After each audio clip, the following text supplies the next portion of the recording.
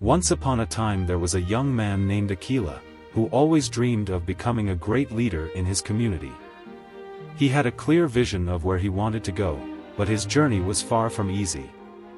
He lost loved ones, faced great economic adversity and found himself surrounded by people who said he didn't have what it took to achieve his dreams. With each new challenge, Aquila began to doubt himself, almost giving up several times. But amid the storm of his doubts, he found comfort and guidance in Stoic principles. Aquila began to study the teachings of Seneca, Marcus Aurelius and other great masters of Stoicism. He read the words of Marcus Aurelius: "If you are afflicted by any external thing, the pain is not due to the thing itself, but to your estimate of it, and this you have the power to revoke at any time." Understanding that his perception of difficulties was what caused him suffering, not the obstacles themselves, Aquila decided that he would not allow fear or doubt to rule his life. He began to see each challenge as an opportunity for growth, rather than a reason to give up. Seneca also brought him comfort. He reflected on the words, "Luck never ceases to change, just as it can take away, it can also give back what it has taken." Aquila realized that circumstances are temporary, but his attitude towards them is what defines his destiny. With this new perspective, he faced his difficulties with courage, cultivating the virtue of patience and the mental discipline necessary to not give in to discouragement. Each stumble was seen as a lesson, and slowly he began to see progress in his life. Like Aquila, Seneca himself faced a series of adversities throughout his life. He was exiled, falsely accused, and placed under enormous pressure during Nero's reign. However, Seneca never let bitterness or despair dominate him. He wrote, in one of his letters, "No tree becomes robust and resilient without strong winds." Challenges, no matter how arduous they may be, only serve to strengthen us and prove our character. Seneca believed that life tests us not to bring us down, but so that we can rise above difficulties. Marcus Aurelius, as emperor, also had his share of struggles. While ruling the vast Roman Empire, he faced incessant wars, betrayals, and internal crises. Even so, he wrote, in his Thoughts, "The impediment to action advances action. What is in the way becomes the way." For him, difficulties were not obstacles, but the path to success itself. Every difficulty was an opportunity to practice Stoic virtues, such as courage, resilience, and wisdom. Another example of perseverance is Epictetus, who was a slave for part of his life, but never let his condition stop him from seeking wisdom. He reminds us that even in seemingly insurmountable circumstances, our minds remain free. It is not things that trouble us, but the judgment we make of them. Epictetus taught that true freedom lies in our ability to choose how to respond to challenges, regardless of external circumstances. Aquila began to apply these lessons to his own life. He understood that while he could not control the events around him, he had complete control over his reactions. He stopped lamenting missed opportunities and instead focused on what he could do in the present. Life is like a play, he reflected, echoing Seneca's words, "What matters is not how long the play lasts, but how well it is performed." And so, Aquila continued on his journey, resisting the temptation to give up. Aquila was born in a small village, the son of farmers. From a young age, he dreamed of leaving the simple life and achieving something greater, something that would impact his community and bring dignity and prosperity to those around him. He did not crave riches or fame, but wanted to be recognized as someone who brought positive change and led with wisdom and compassion. His journey, however, began turbulently. At the age of 12, he lost his father in an accident during the harvest. This event profoundly shook her family, leaving her mother alone to care for Aquila and her two younger brothers. With his father's death, the responsibility of helping in the fields and supporting the family fell squarely on his shoulders. Young Aquila, who previously had time to dream and study, now found himself trapped in exhausting work and the difficulties of rural life. In the first years after the loss of his father, Aquila worked tirelessly. He often thought about abandoning his dreams, convinced that his life was doomed to poverty and hard work. But it was at that moment that he met an old friend of his father, called Aristeas, a man who, despite living a simple life, possessed profound wisdom. Aristeas introduced him to Stoic teachings, beginning with the words of Epictetus, "We suffer more in imagination than in reality." It was there, in conversations with Aristeas, that Aquila began to understand that the challenges he faced were not insurmountable barriers, but tests of character. Aristeas taught him to cultivate inner strength, resilience, and the idea that external circumstances, no matter how harsh they were, could not control his mental state. Aquila began to apply these principles to his daily life. When problems arose, he reflected on the words of Marcus Aurelius, "The soul becomes dyed with the color of its thoughts." Aquila's first great trial came at the age of 18, when a terrible drought struck his village. Without water to irrigate the fields, crops were devastated and famine threatened everyone. Many villagers began to abandon their homes in search of opportunities elsewhere. Aquila's mother was on the verge of giving up, considering leaving the farm and heading to the city, where perhaps they could find work and food. But Aquila, inspired by Stoic principles, decided that he would not surrender to circumstances. He remembered Seneca's words, "Hardship strengthens the mind, as labor strengthens the body." He began to plan a way to save the harvest and the community. He organized the village's youth to dig deeper wells and use rudimentary irrigation systems that had been forgotten. They spent weeks of hard work, but their perseverance began to show results. Little by little, small amounts of water were found, enough to save part of the crops and keep the community supplied. This was Aquila's first major success. He proved to himself and others that it was not necessary to abandon everything in the face of adversity. His leadership and resilience were recognized, and he began to be seen as a promising young man, someone who, despite difficulties, always found a way to persevere. However, as life is rarely easy, another tragedy struck him at the age of 25. His mother, who had been his main emotional support all these years, became seriously ill. Local doctors did not have the resources or knowledge to cure her, and she died after months of fighting the illness. This was, without a doubt, the hardest blow for Aquila. He felt adrift, without direction, almost succumbing to despair. During this period, the words of Marcus Aurelius echoed in his mind, "Death smiles on us all a man can do is smile back." He began to reflect on the nature of life and death, understanding that everything is transitory, including suffering. With a heavy heart, but with a mind strengthened by Stoic principles, Aquila used this loss to grow, rather than giving in to eternal mourning. He began teaching other young people in the village about the principles of Stoicism, helping them face their own struggles.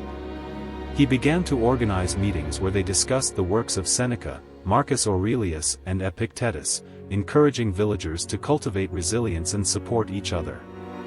Another challenge arose a few years later, when a nearby feudal lord attempted to seize the community's land, claiming that the farmers had no legal right to it. It was a time of great uncertainty. Many peasants feared losing everything they had built. But Aquila, now more mature and with a stoically sharp mind, refused to yield. He organized local leaders and went to the larger city to legally challenge the feudal lord's claims. Thanks to their determination and negotiating skills, they managed to keep their lands.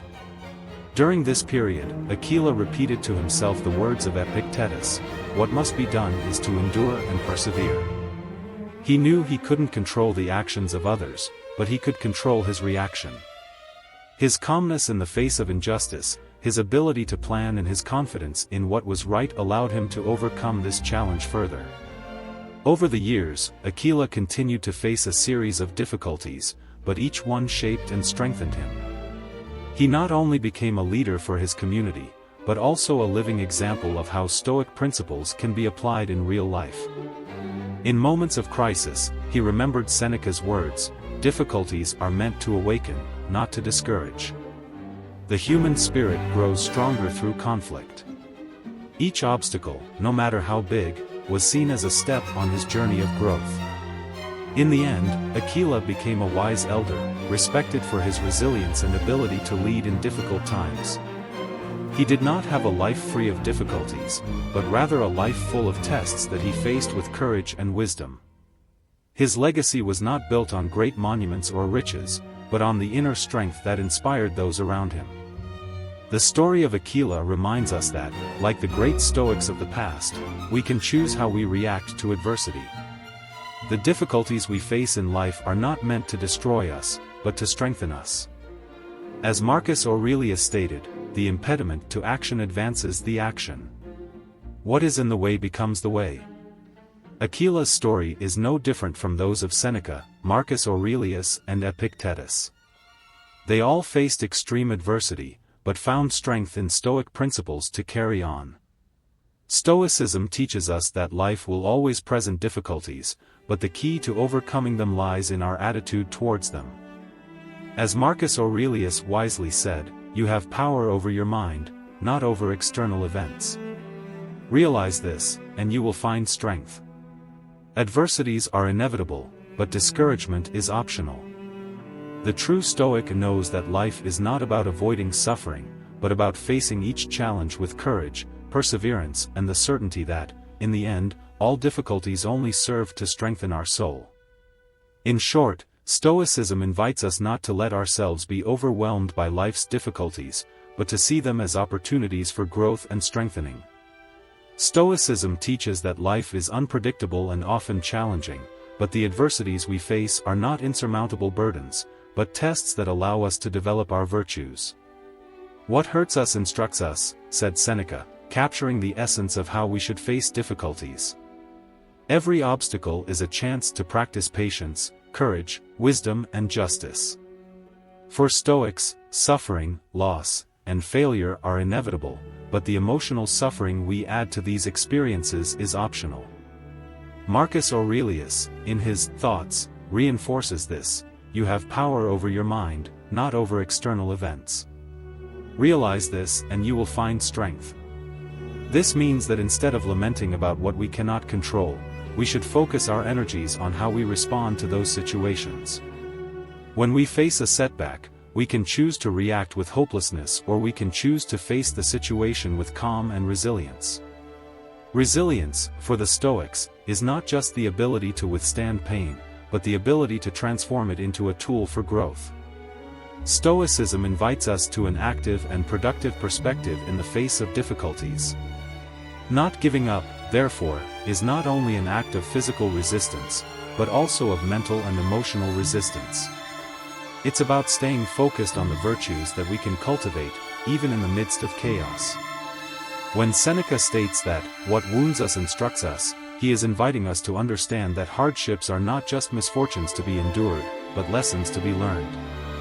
Losses, failures, and moments of pain have the power to teach us, to forge us into stronger individuals and more prepared to face life.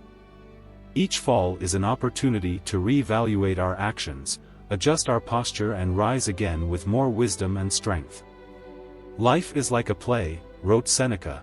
"It matters not how long it lasts, but how well it is performed." No matter how many times we fail, what matters is our willingness to get up, learn, and continue. Epictetus, another great Stoic thinker, reminds us that we suffer more in imagination than in reality. Often, the biggest obstacle in the face of a difficulty is the fear we create about what is to come, the stories we tell ourselves about how we are not capable of enduring or overcoming a certain situation.